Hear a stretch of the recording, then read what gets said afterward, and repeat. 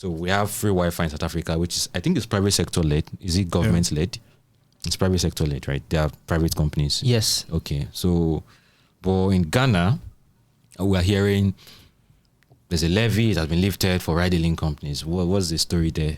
Yeah, so the digital vehicle licensing agency of Ghana, they've been talking about imposing a levy on ride-hailing companies.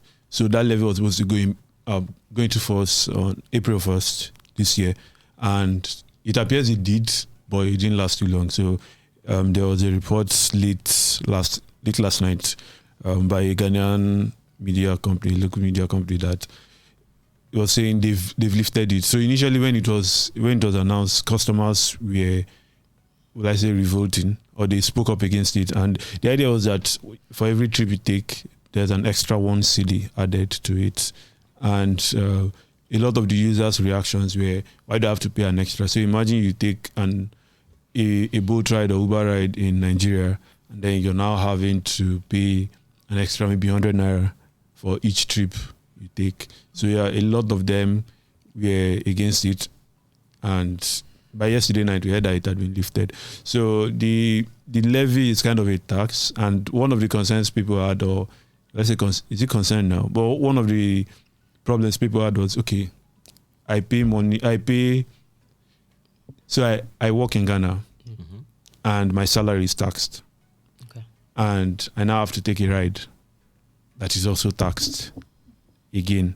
And that ride is taxed, but not just taxed. I still have to pay an extra 1 cedi levy. So it's almost like multiple taxation from different people. So you're paying the government severally for using several services. So maybe it wouldn't be a big deal for a lot of people, but considering the fact that Ghanaians are not exactly having the best time economically. Yeah. So. Okay, so a story idea just popped into my head, and you heard it here in this podcast first too. And if guys, the two of you, if any reporter beats you guys with this story, me and you guys will have big issues. But I just remember that Lagos State had a similar initiative. I reported on the story in 2020, around August, September, thereabouts, and that time it was a lot more bigger issue than it was now. Then they were talking about you must use new cars to ride boats and all of that. Then they came outside and denied it. Thank God I had documents from. I didn't post it, but I actually showed it to my bosses, and they were like, okay.